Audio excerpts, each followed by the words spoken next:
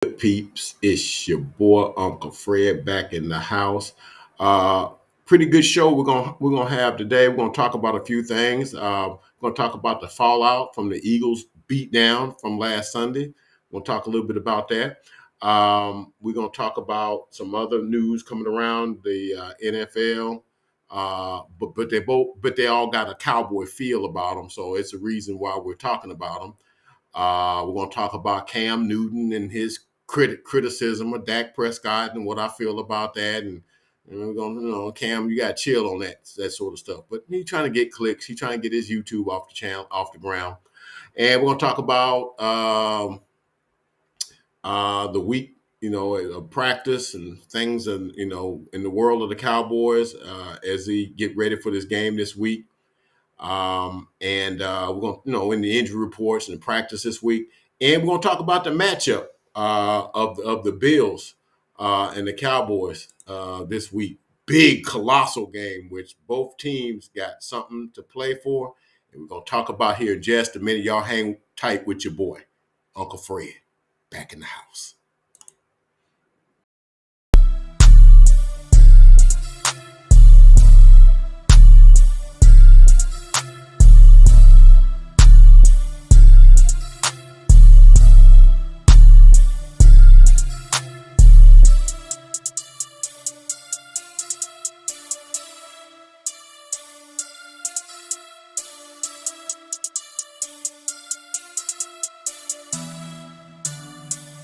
Two times on the beat, bitch.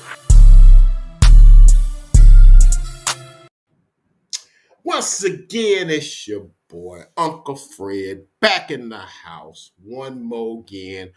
A little bit of content. Please like, comment, and subscribe. Become a part of the Uncle Fred Sports Experience. I guarantee you will not be disappointed. As you see, I got the sweater and the collared shirt on. I just come from an engagement, a Christmas engagement, so I'm kind of, feeling kind of festive tonight. As it is the season, y'all know what it is. Hopefully, everybody's having a good holiday season as it's coming around, and we know what the real reason for the season is. We know what that is. It ain't about the gifts and all that kind of stuff. It ain't gonna be too preachy tonight, but we know where my heart lies and where my mind lies and stuff like that. So. But anywho, let's get on with the get on. Let's come on with the come on. So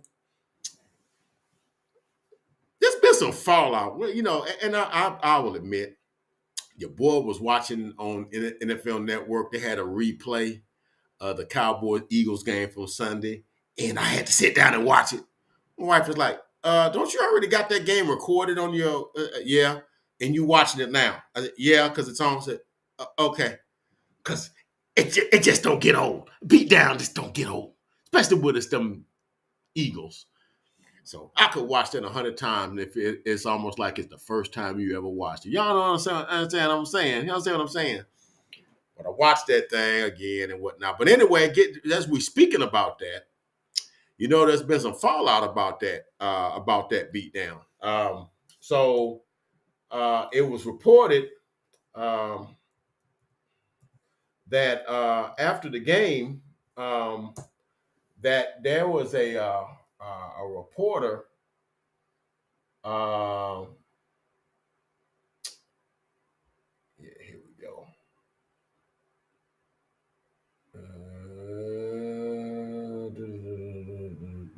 Here we go.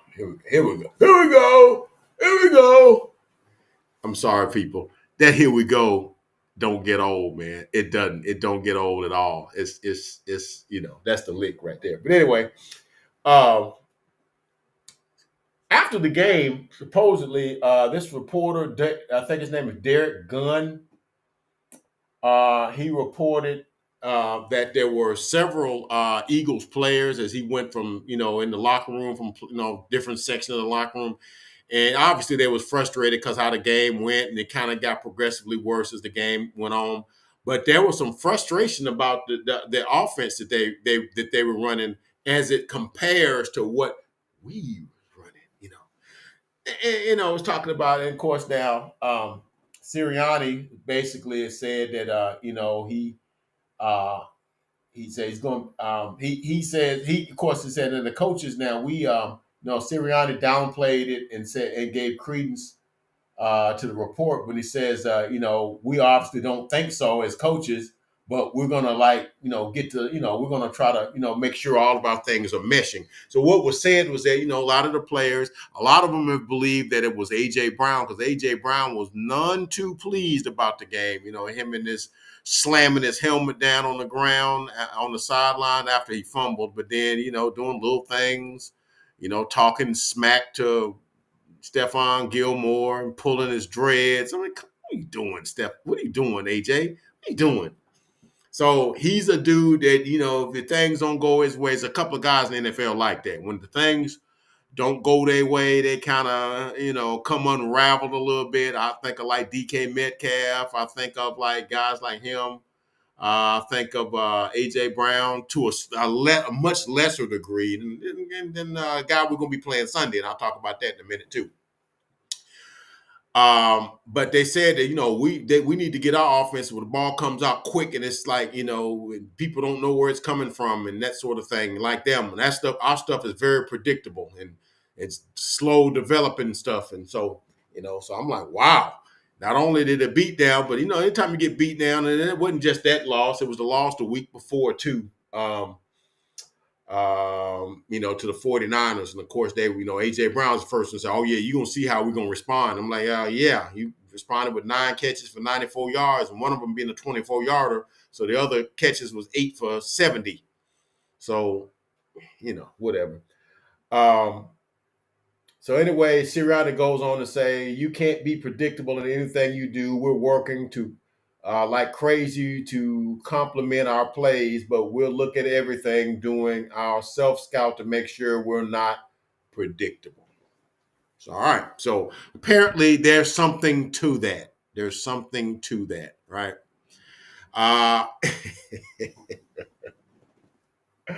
Oh, shout out to Vosh Lombardi, where I got this information for this next item. Uh, as we're talking about fallout from the game, we found ourselves on yesterday with Jalen Hurts doing a very interesting drill. Apparently, he's in practice and he's practicing playing dead. Well, not really, but he was falling down, and he was falling down. He was practicing falling down with the ball in his hand with a string tied around it, and you fall down, and then don't try to catch yourself. Just fall. At the same time, we try to take that string and snatch the ball out your hand, while you're falling. And then we're gonna do that about 10 more times. Rinse and repeat. I think that comes courtesy of Hurts with a fumble early. I think it was the first quarter or early second quarter while they were approaching the red zone. And so they elected to make him do a fumble drill.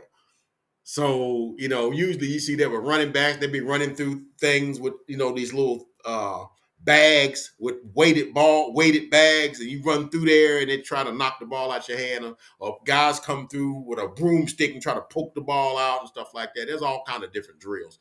But apparently they had him stand up and just fall down while they're pulling the ball out of his hand and stuff like that. So it's kind of a weird looking drill. But see, he lost a fumble. But see, and then all the Eagle fans like, well, we'd have won if it hadn't been for them 3 fumbles. I'm like, yeah, but y'all been fumbling all season. Jalen got 8 of them things. He lost 5. Okay, so 5 fumbles is a lot for a quarterback, dude. That's a lot. So it's not like he don't fumble. He fumbles a lot. He fumbles quite a bit in this game. So it's not like he's doing something uncharacteristic like Dak fumbling Sunday, and that's his first fumble of the season. And that's our first fumble since, I don't know, the 49ers game back in October. Because even in the game we played the Eagles back in I want to say it was it like November like 15th or something like that. They fumbled 3 times. They were just able to get all of them back. And this time they fumbled 3 of them, didn't get any of them back. So it's all about, it's it's a Russian roulette thing. I said it in my Sunday video. So yeah, so he's doing a crazy drill. He's falling down and they pulling the ball out of his hand. He's looking around like, I can't believe I'm doing this ish. But yeah, you gotta do this ish when you lay the ball down 8 times, Jalen. You gotta do that. You gotta do that until they're confident that you can promptly secure the football. Since you're intent on running the football, basically what they do that for running back. So I guess you're a running back playing quarterback, but we ain't gonna even talk about that. But anyway, so it's a lot of frustration with the Eagles, and then they got their hands full because they're playing the Seattle Seahawks team that's done lost 3 straight, I think, and 4 Rams, 49ers, Cowboys, 49ers. Yeah, they've lost 4 straight.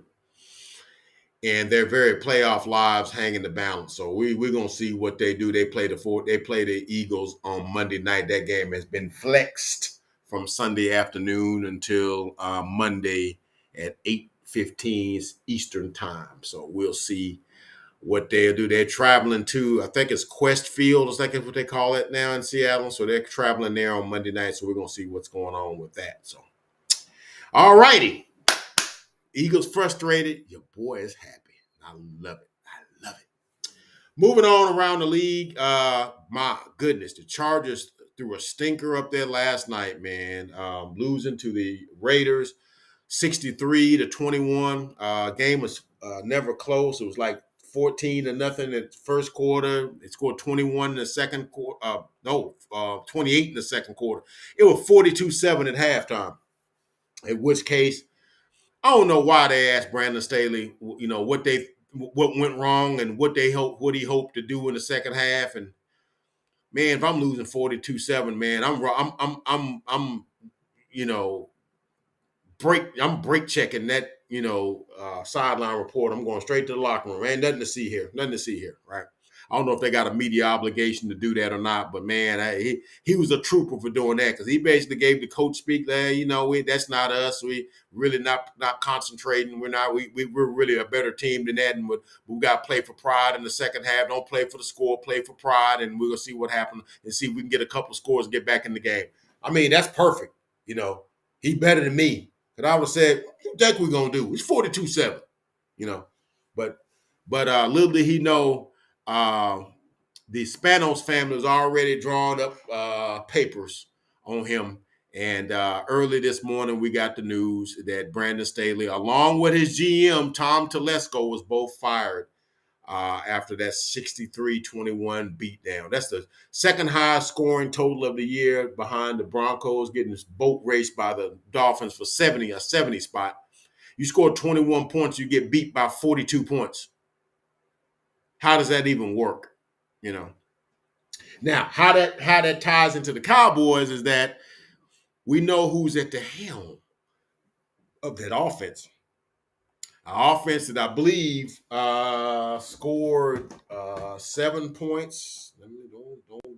Don't get your boy to line. Don't get your boy to line. I know how to check and verify. Yeah, you understand what I'm saying? I know how to fact check and verify. And they lost to the. Here we go. Yeah, they scored 7. So they scored 7 points against the Broncos, 6 points against the Patriots before that. So 13 points in 2 weeks. And then they got, oh man, they break the team up. They scored 21 last night, but wasn't enough. The reason I'm saying this because at the helm of the offense is one Kellen Moore. As Toxic Tom likes to call him, Helen Kellen, like Helen Keller, like he can't see. Toxic Tom is a caller on a lot of the other cowboy content creators. Yeah, he's a very, very brilliant dude. He be having some very clever things to say.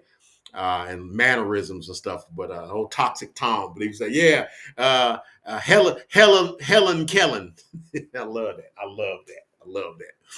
But and so no look now, but Kellen Moore in 4 years and had 2 coaches of his fired. 2019, he got Jason Garrett up out of there. Jason Garrett should have been fired about 3-4 years before that. No BS me here. I think, in my personal opinion as a Cowboy fan, I think I think Jason Garrett should have been fired after the 2015 season. That's just my personal opinion.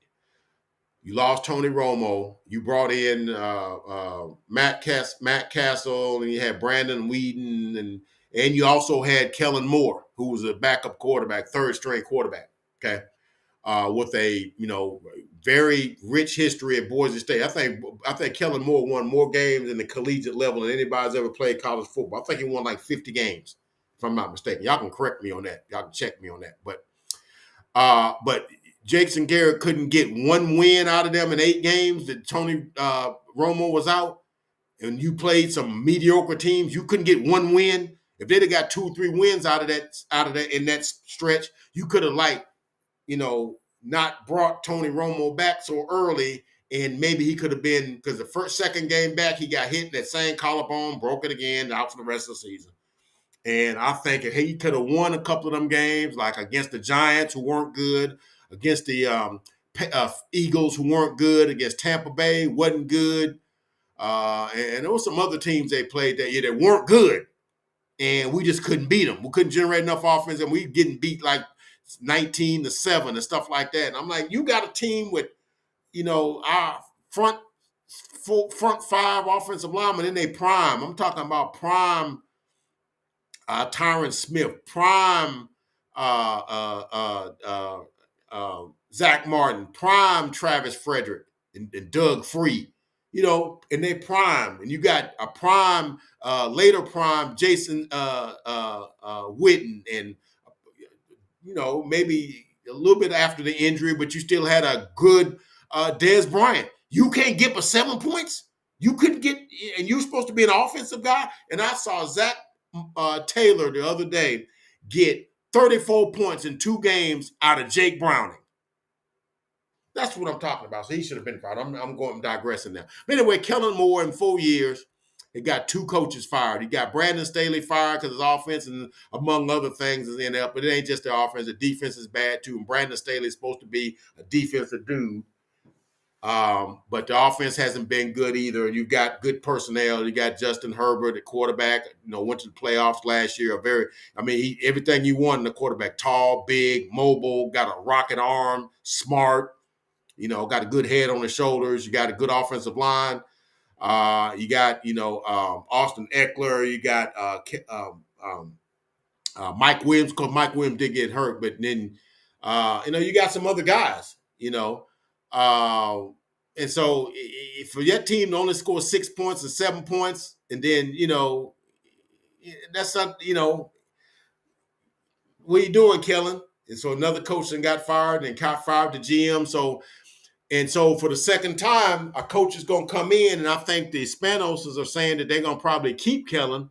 So the second time, Kellen's going to come in with a new regime where he gets to stay on a new coach's, taking over the team, which to me is weird, because for me as a head coach, I would like to think that I would like to hire my own offensive coordinator that sort of like, thinks the way I do, sees the game the way I do, calls the game the way I do, and sees the entire picture the way I see it. Philosophies and ours marry together. You understand what I'm saying? And I think that because we did that the way, and we did it ass backwards with us, that I think that caused a couple of years when Mike McCarthy was here, that the offense was kind of funky in a couple of places, and so.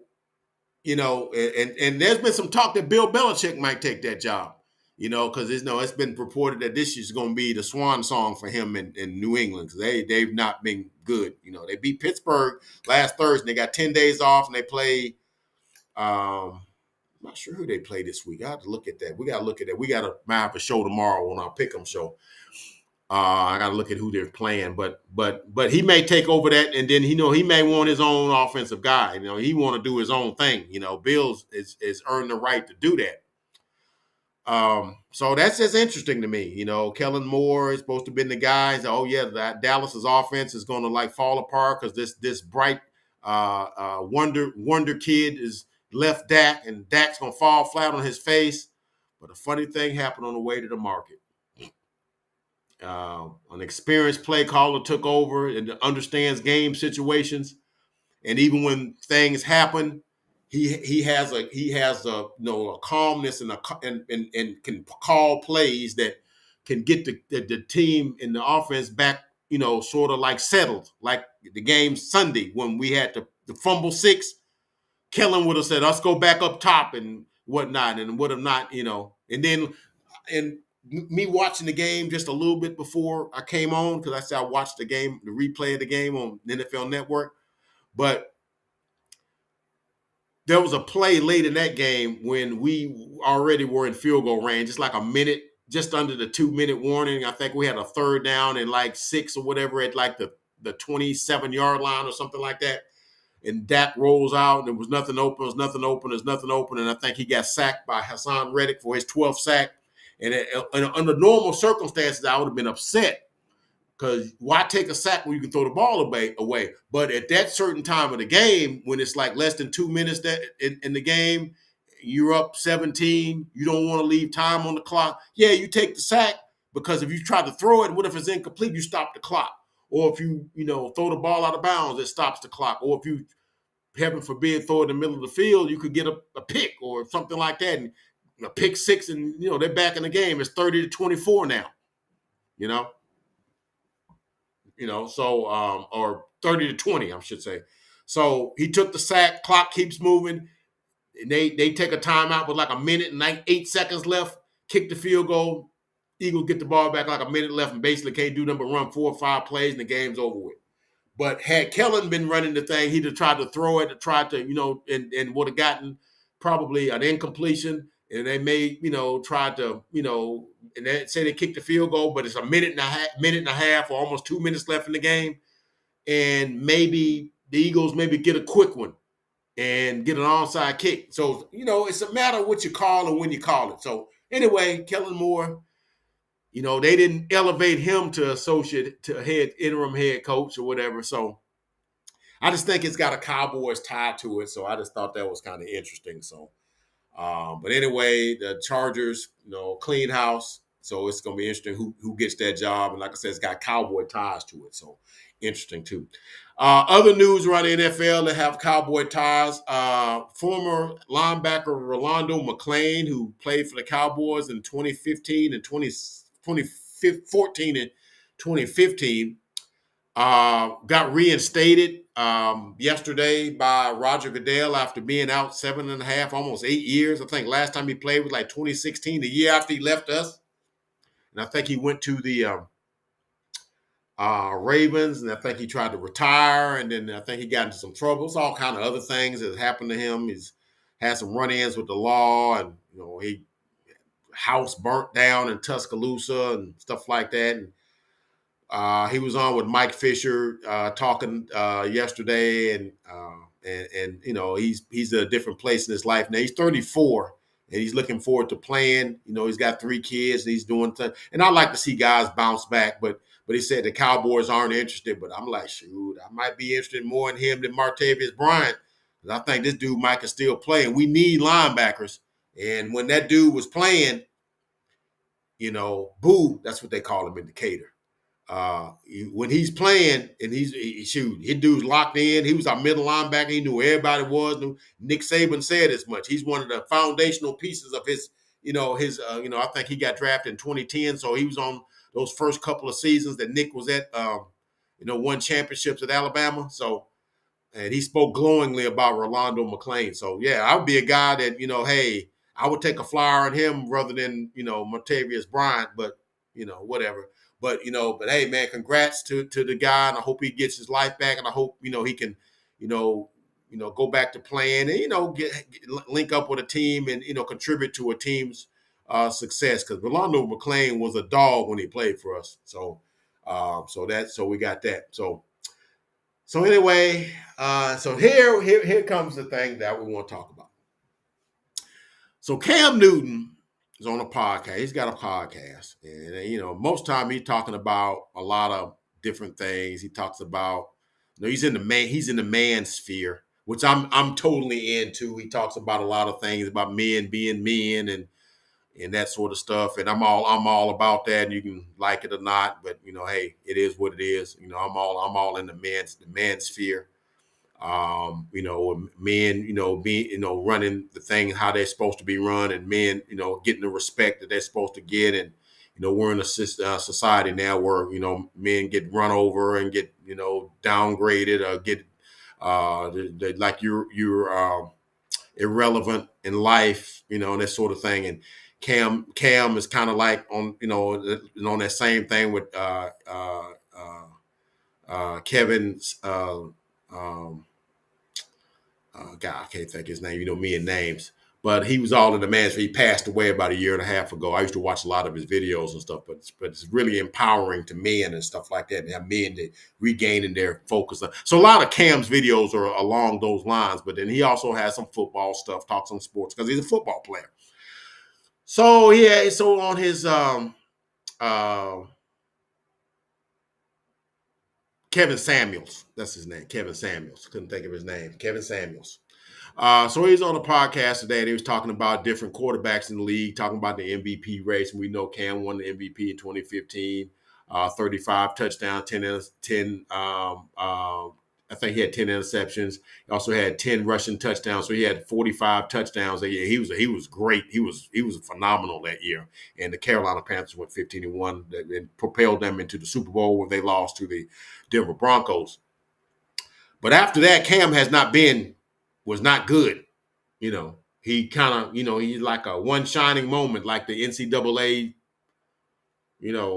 When you watch the Final Four, when they after the Final Four is over, they talk about one shining moment. Yeah, that's basically what he had. But anyway, he was talking about Brock Purdy. He was talking about a lot of. He even said Peyton Manning was a game man. I'm like, Peyton Manning?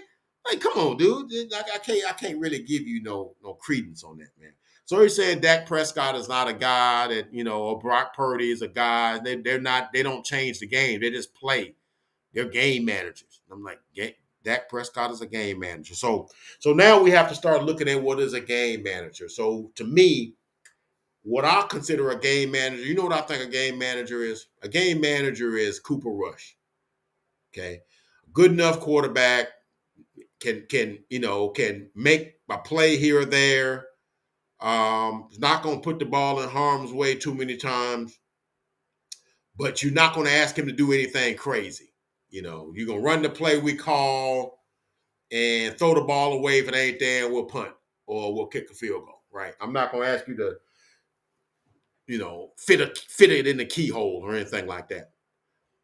And you take a guy like Dak. Now I'm not saying Dak is Tom Brady or Aaron Rodgers or nobody like that. I'm not saying that. I'm not going to say anything like that.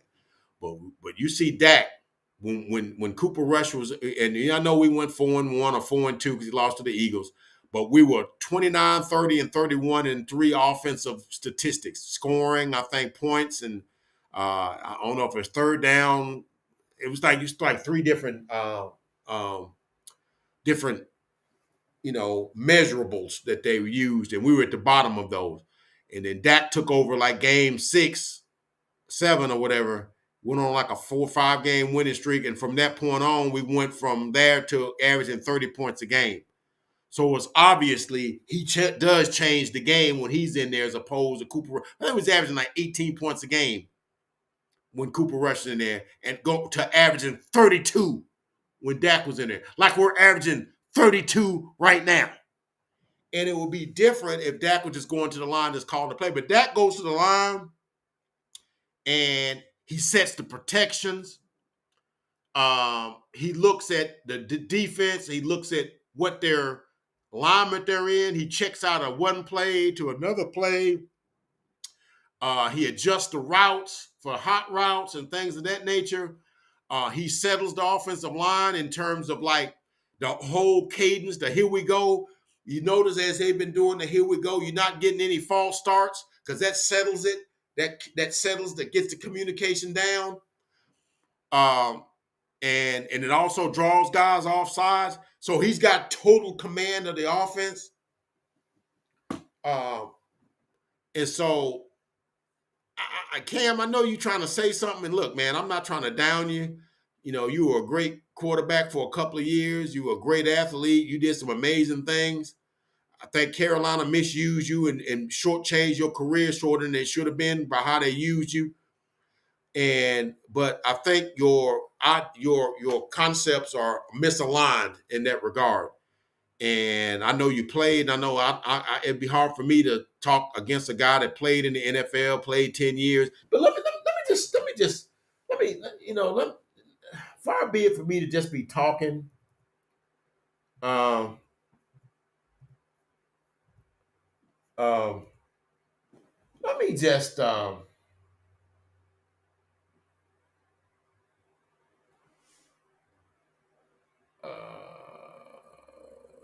see here. Yeah, here we go. Right here. Here we go. So I pulled up the stats here. Dak versus Cam, or Cam versus Dak for their career. You know, I mean, they went 15-1 that one year in 2015. And you know, Cam, you know, they went. I think they went a couple of years. I don't think he ever had back-to-back playoff seasons. I don't think he did. I don't even think he had back-to-back winning seasons. But Cam's career win-loss record, and I think it's kind of unfair to assign win-losses to quarterbacks, but you got the ball in your hand every down, so you know you kind of probably are the most responsible for winning, and of course you can kind of be the most responsible for losing too, because you can throw the ball away and turn it over and stuff like that too. So, but he was 75, 68, and 1, which is basically what 8 games, 7 games over 500. And obviously, he played longer than Dak has played. Dak has played like I think 110 games. Um, and I think that's like 144 games. Dak's played like 110, so it's like 34 games difference. So keep that in mind. But Dak is 71 and 39. Okay. So Dak has almost won as many games as he's won in like 30 fewer games, which is like 2 seasons fewer, right? Completion percentage, 59.9. I think Cam had a couple of seasons toward the end where he had a high he always has been in the 50s, you know. Um, Never has been accurate in my opinion. Dak is 66.7 for his career. He's like over 70 uh, uh, percentage points this year. We'll get to that when we get to our matchup.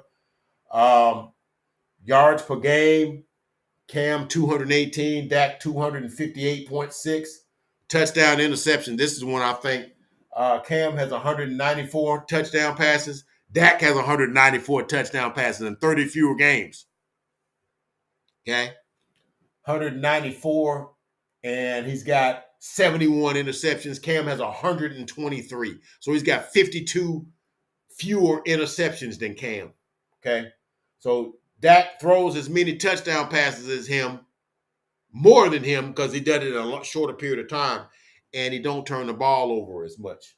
So only has 71 interceptions. So for all those people that said Dak, the turnovers is in his DNA, dude's in his 8th season has 71 interceptions. It's not that's so before this season is over with, Dak's gonna have 200 touchdown passes and probably just maybe in the low 70s in interceptions. So it's gonna be 200 to like 70 something. You know, I mean, you know the dude pretty good, man. Y'all got to get off that boy. And then his passer rating, you know, Cam was 85.2, Dak is 99.0 for his career. Okay, so yeah, Cam, I know what you got trying to do. I think you've been salty ever since Dak stole your yogurt campaign or whatever. I think Cam lost that campaign after he said that woman didn't know nothing about routes or something to that. Because I think he said something like that, which I kind of agreed with him, but some things you just can't say. Um, you know, I agreed the context of what he said it in. I didn't think it was mean spirited. I thought he was, you know, it was very nuanced what he was trying to say. And a lot of times, unless you played the game, you didn't understand what he was saying. You know, so I get what he was saying. I didn't think it was mean spirited, and I think the yoga, I think it was Onkyos or something like that. It was a yogurt brand, and Dak became the pitch man for that afterwards. And I think he's been salty with Dak ever since then. So, Cam, just stick to other stuff and keep my quarterback's name out your mouth. Just do that for me, okay? All right, let's talk about Cowboys now. We done talked about some other things. So um, this week we had some interesting things have happened as it relates to injuries and practice. So we've had a bunch of guys go down with illnesses now. Now illnesses is like the new like back strain or whatever. It's sort of a thing people use so they can. I don't know. We've been talking about that too. Me and TK have been talking about that. The illness. I know they do it in the NBA. Illness is something like you can't like test for that or whatever. You ill, and they it's what it is, and you can like miss a game, and that kind of messes with the point spread and that sort of thing. Because I know we all the sport is in bed with gambling now, so that's always a thing. But according to we know Michael was sick last week because he had the flu. He didn't play like he had a very powerful sack against um, um, Johnson. Um, and got the only sack of the game, I think. But he bulled his way through him and got the sack. But if you run around with each other, you get each other sick and play and practice with each other. So this week, supposedly Jalen Tolbert has got ill with flu-like symptoms. Gilly and Cooks, which I'm like, ooh, them dudes can't be sick because we gonna need them tomorrow on Sunday. And of course now, in addition to that, Malik Hooker is on the injury report too with an ankle he suffered on last week against the Eagles. Of course, we know Big Bank Hank Jonathan Hankins was injured right early in the third quarter, and he's going to be out for a couple of weeks. Incidentally, the Cowboys are probably going to be calling up Carl Davis, the guy we picked up a couple of months ago, free agent. I think he was drafted back in, 2014, 2015. I think he's like 30, 31 years old, like 6'5", 340-pound, big boy, like Hankins. Came out of Iowa, played with New England, played for some other teams. And basically, you're going to bring him in, you're going to be part of the rotation. Mosley's going to move up and get more snaps. And then probably Odigizua is going to be playing some one tech. Probably Chauncey Golston probably going to get some one tech snaps and stuff like that. So we're going to see what happens. But yeah, we know Hank's going to be out. So that's basically the injury report this week. So now the game Sunday at Orchard Park, New York. Now, what you would think in late December at Buffalo, you would think it would be like, I don't know, 7 degrees, 5 foot of snow, drifts, wind, all that kind of stuff. But the football powers that be, I ain't gonna say football gods. I don't know about all that. I only know one true God. That's the only one I know. I don't know about all that. But the powers that be, or have said that no, it ain't gonna be. It's gonna be around 40 to 50 degrees. Now, I've heard it's gonna rain some. And it was reported earlier that it was going to be like later in the day, like 5-ish, which maybe the game would be towards the fourth quarter by 5 o'clock because the game's at 3. But now it's saying it's going to be more like 2 o'clock. So it's going to be the game's going to be rain and the wind up to like maybe 15 miles an hour, but still going to be in the 40s, which is balmy for Buffalo. I'm about to say Baltimore. It's balmy for Buffalo in late December, like a week before Christmas. Are you kidding me? So the Cowboys get a break. But even that, the Cowboys been running their little drills. I know Jalen did his little drill. We did our drill too. They had Ferguson and all the other tight ends and skill position players running their hands in ice water and throwing the balls to them and trying to the same thing, trying to see can they handle the ball, getting them used to the elements, getting them trying to see if they can handle a wet ball. And so it's kind of the same thing. I was giving Jalen a lot of grief, but you do things. It's preventative maintenance. And what I like about the Cowboys now is they have plans for when, game situations. And I remember when in earlier regimes, we never did stuff like that. Jason Garrett didn't have a wet or inclement weather game plan when he went to New England in 2019 and lost, what was it, 12-6 or 9-6 or whatever that was, and then scored a touchdown. And Bill Belichick had a plan and scored on a special teams. But when we played the Giants the first game this year, Mike McCarthy had a weather plan, had a weather game, and we got a special teams touchdown because your emphasis on special teams when the weather conditions, the ball is slick and it's monsoons, special teams become bigger. So you kind of put emphasis on that. That's called planning. And I like all of that comes with Mike McCarthy. I know Mike got a lot of grief, but Mike's putting his imprint on his team, man. All right. So let's talk about the game. So we got the Bills coming in 7-6. They beat the Chiefs last week in Jihad Stadium. Really should have lost, but Cavante Turpin. Kadarius Toney lines up offsides like Jalen Tolbert did last year, and they didn't. It was frustrating. I know what Patrick Mahomes was frustrated about. He's not frustrated that it's not a call and whatever they shouldn't call it. He's saying that you're not consistent with how you call it. And I'm right with you, Pat. The inconsistency of referees' calls is what drives me crazy. It's not that, I got to call, I don't want you calling pass interference. But if you call it, if it's there, call it. But if it was a call like that earlier in the game and you let it slide, but you want to change now that I want to call that, then it's not consistent. It basically said it was 2 or 3 other times in the game where he lined up, and that's not beat up Cavante. Quit beating up Kadarius Toney on that because he wasn't lining up. He was lined up as a tight end. And if you notice on some of them formations, everybody's not lined up equally. Some guys is kind of up and some of them are back off the football a little bit. So,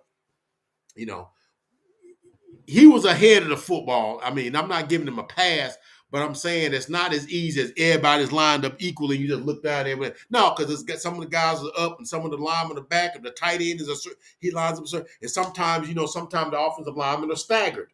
You've seen that in an alignment before, but you got to have a certain amount of guys on the line. I think you got to have at least 6 guys on the line. I think that's what it is. I'm not sure about that, but I think you got to have at least 6 on the line to make it a legal formation, right? So the play went on, and it was a beautifully scripted play, man, like a throwback a la Frank Watchak, rest in peace, Frank Watchak of the Tennessee Titans, who passed this week at 52 years old. I remember watching that play, the Music City Miracle. He's got something.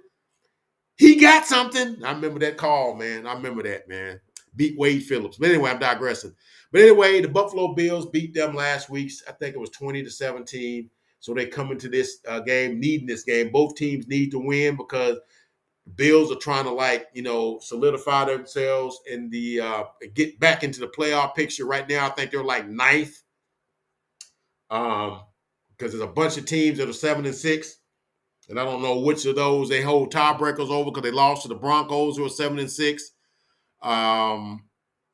And I'm trying to think who else they've lost to that might be 7-6. They've lost to some teams. And so we don't know what tiebreakers are. So they're trying to win this game. Now, the Cowboys need to win this game because for 2 reasons. They got to stay up with the Eagles because they got the same record with the Eagles, but our schedule is tougher than theirs. We got Buffalo, we got Miami, then we got the Detroit Lions, and then we got the Washington Commanders to close out the game, whereas the Eagles got the Seahawks at Seattle on Monday night, and then they got the Giants and the Cardinals and the Giants. So so we got to win them all and try to see if they can lose one. So come on, Seattle. But anyway, so they both need this win. So here's the thing, and I think it's some key matchups that we got to look at that I think this game is going to feature. And like I said, it's important for both teams. Like I said, we need to keep up with the Eagles. And the other thing is, if we win Sunday, we clinch a playoff spot. Now, I mean, I know we're probably already in the playoffs. I get it. We're in the playoffs already. I know we're going to make the playoffs. I can't see a scenario where we don't make the playoffs, right? But I'd like to get a home playoff game, in this thing. You understand what I'm saying? I'd like to get a home playoff game in this thing because I think we are a different team at AT&T. And so it's an important game. So here's some of the matchups I think. I think it's going to be one of them is going to be Josh Allen versus our linebackers, our D line. Josh Allen is a load. Okay, he's a guy that can make pretty much every throw. He's got what Skywalker still calls arm arrogance. He had a play last week against Kansas City where he did a fadeaway pass on the sideline that he shouldn't have threw. Because most players, when they fade away, basically off your back foot, you ain't got all your weight centered on that. You don't have enough on it to make that throw, but he can do that. So it's not a throw that he's not going to attempt to make. So, and then he's 6'5" and like 245, and he's big and strong, and you can't really. And he's the fun begins when you get to funnel him out of the pocket, and he can make throws on the dead run against his body, across his body, on the opposite hash.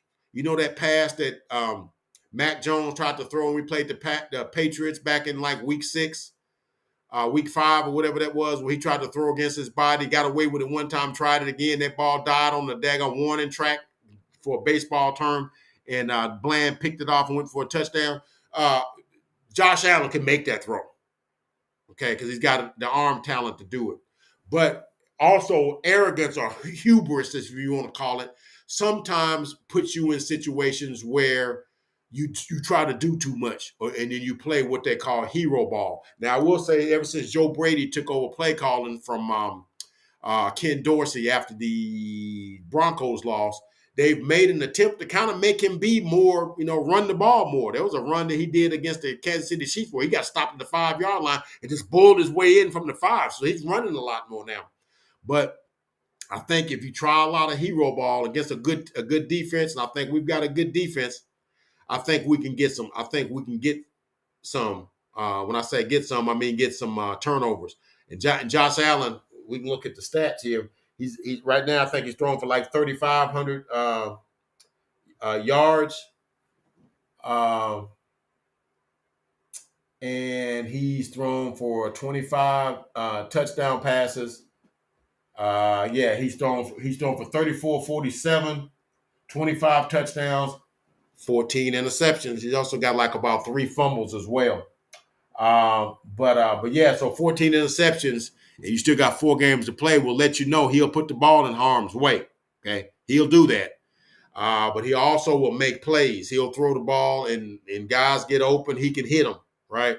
So the thing is going to be, can we get pressure? Now, I firmly believe that we played a tougher offensive line last week in the Eagles, who I believe, and I give the Eagles credit. I think the Eagles had the best offensive line in the league with Lane Johnson and Landon Dickerson and even Mailata, I think is pretty good. But then this all starts with Jason Kelce. I think they're the best offense, and we was able to get pressure on Jalen, right? So I think, but the thing is, when you get pressure on Jalen, you can kind of get him down a lot easier than you can Josh. You don't get him, and he's able to funnel his way out, and he can throw across his body 40 yards down the field, and you sitting there with your mouth open.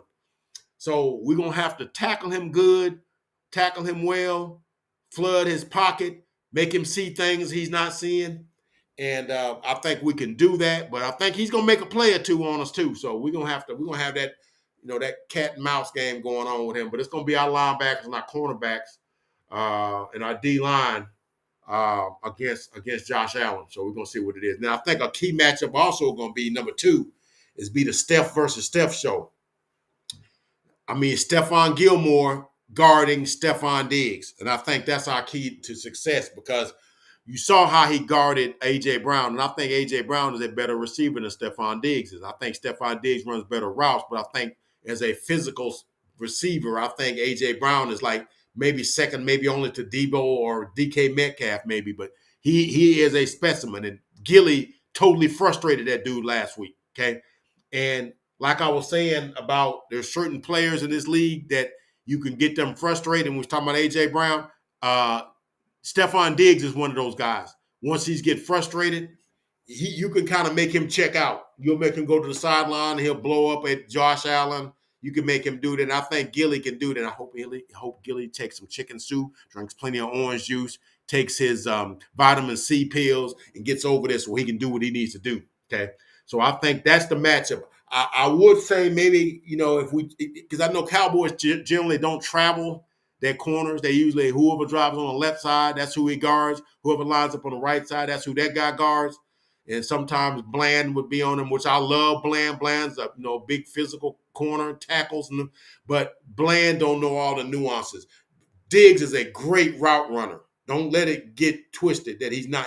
He's a top 5 route runner, along with Keenan Allen, Amari Cooper, Devontae Smith, Devontae Adams. Those are some of the best route runners to me. And Brandon Cooks. Yeah, can't leave our dude out. Brandon Cooks is a great route runner too. And CeeDee Lamb's getting there. He's getting there. He's getting there. Um, so I think Stephon Gilmore on Stephon Diggs is going to be, and I'm sure he's picking Trayvon Diggs' brain. Hey man, what do you do against your brother, man, so I can get him out of this game? He ain't gonna give up the goods on his own brother. Then another thing is that our running game against Sean McDermott likes to run a lot of double high safety, two high safeties, which means two safeties, which one of the safeties not going to play. Michael Hyde's not going to play, but Poyer's going to play, and I think Teron Johnson is the other guy. And I can't think what the other guy is. Trap. I think Trap is another guy that's back. He's not that great though, but they like to put their safeties deep, which means you're running against a 6 or 7 man front. So that means our running backs and we need to be able to get 4 and 5 yards a rush when they're running light boxes like that. So I'm looking for Dak to check into some runs on play out of pass sets, check into runs, and we need to run behind the Smith boys. Okay. I'm Tyler Biadasz. I think Tyler Biadasz can get pushed back. Ed Oliver can rush, and he plays a lot bigger than his size. I think he's like 275, 280, but he's quick. And the Ebenezer's not playing either. But I like Terrence Steele, but Terrence Steele has a tendency to get off balance when he misses with his hands. But that's on pass. He's a road grader running, but I still would rather run behind Tyron and Tyler Smith on that left side. And I think Tony Pollard and Rico Dowdle should be able to eat. I'll look for both of them to get 14 to 15 carries, and both of them getting about 45 yards, 50 yards a piece in this game. I look for our running game to get about 125 yards on Sunday because of the two high safeties. And how you do that, you got to run them out of that. Make them bring them safeties close to the line of scrimmage. Then we play fake, go up top to Cook. Play fake, go up top to CeeDee Lamb. Play fake, hit the seam with Jake Ferguson. Okay. And I think, speaking of Jake Ferguson, I think another key is our tight ends. I think Skywalker Steele and Okoye did a film study on the tight ends versus when they played Cincinnati, and both Irv Smith, and I can't think who the other backup tight end. Both had some nice plays against their tight end. I think Jake Ferguson is the next thing, man. I think that dude is a dog, man. I think if he can get the right looks on Sunday, Jake Ferguson can have 6 catches for like 85, 90 yards and a touchdown. And I look for him to do that, man, on Sunday. And so I think our tight ends going to be able to work against the defense. They're a top 6 scoring defense, but I just don't think they got a lot of and they got a lot of players that's out. Michael Hyde's out. He's a great safety. Ebenezer's is a great linebacker, and he's not playing. And so I think there's going to be some plays we can make on that team. So I'm looking. It's a big game. It's going to get wet late in the game. Probably get a little cooler. The wind going to be picking up late. Cowboys need that game. Bills need that game. So it's going to be a collision. So I guess y'all want a prediction. I can't go against the home team. Family, they ain't the home team. but they the home team in my heart, right? Can't go against the Cowboys. So my prediction, that was my weak attempt at a drum roll. I got the Cowboys 33, Bills 24. And I got the game being like 30-24 in the Cowboys drive and down to like the 30, 35-yard line. And Brandon Aubrey kicks like a 50-yard field goal to put them up 9 and put the game away. I look for Brandon Aubrey to hit him and continue his perfect streak. He's 30 for 30. Best kicker in the game. I've been saying that all season. I said it early because I can see things. I see things before they happen. I saw the kind of makeup that kid when he was just hitting them 50 some odd yard kicks, 58. He was hitting them things effortlessly. And so I was like, man, that dude can kick, man. I said, that dude got poise, man. He a rookie too? I'm like, come on, man. Come on, man. So, yeah. So I look for the Cowboys. Cowboys win 33, Bills 24. All right. So before I close this video for the day, and look, I think we might be in for a treat tomorrow. I ain't gonna promise you nothing, but we might have TK, my man TK, in house tomorrow, and for us to do our pick'em. So I'm not gonna promise you that. I'm gonna let y'all in a little secret. TK and I are kinfolk. I don't know if y'all knew that or not. Okay.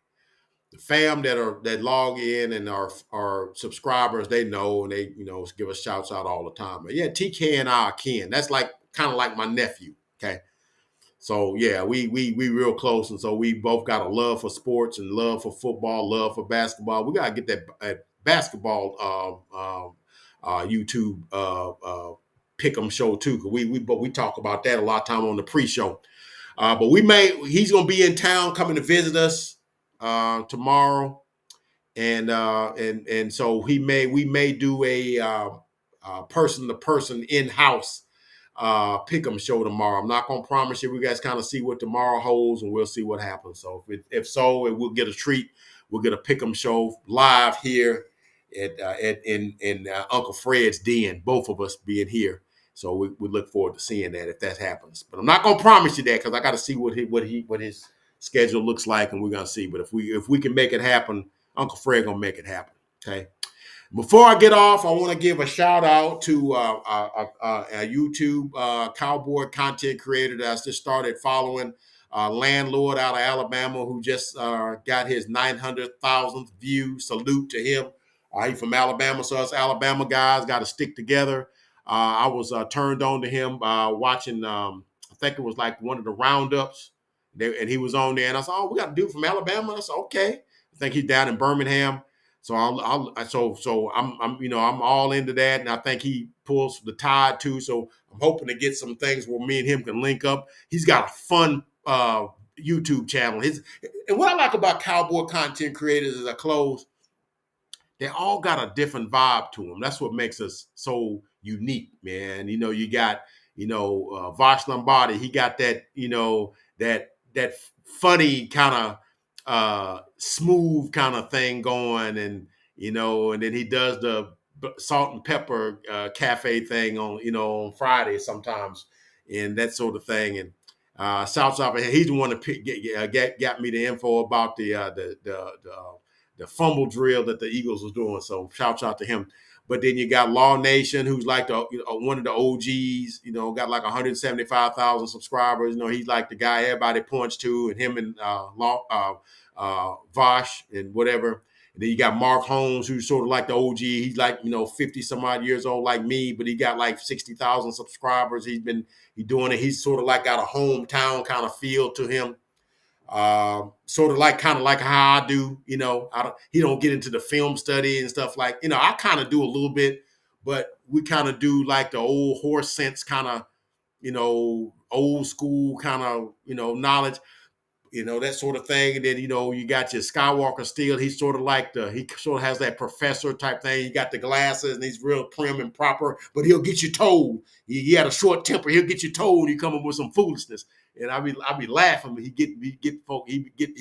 not afraid to get you when you don't know what you're talking about, to get you right on together. So all of them kind of got their own little personality. So when you watch Landlord, he sort of has that new school, like hip hop kind of like So it's like being in the trap, and he even says it. I mean, yeah, welcome to the trap. It's sort of like his video is kind of like watching a Lil Jon video, and so it's fun, man. It is fun, and so I find myself just be watching his videos, be cracking up, and he got some wonderful drops. His music drops that he do when he making a point are cool. So shouts out to Landlord, man. We'll be watching your videos, man. I hope you kind of peep some of mine or whatever. And we doing this Alabama thing together. I want to get where you got. I want to get up to 5,000-6,000 subscribers. I'm trying to get there like y'all trying to get there. So but all us Cowboy creators like all pull for each other, man. So that's what makes it so good, man. So, but anyway, once again, like, comment, and subscribe. Become a part of the Uncle Fred's sports experience.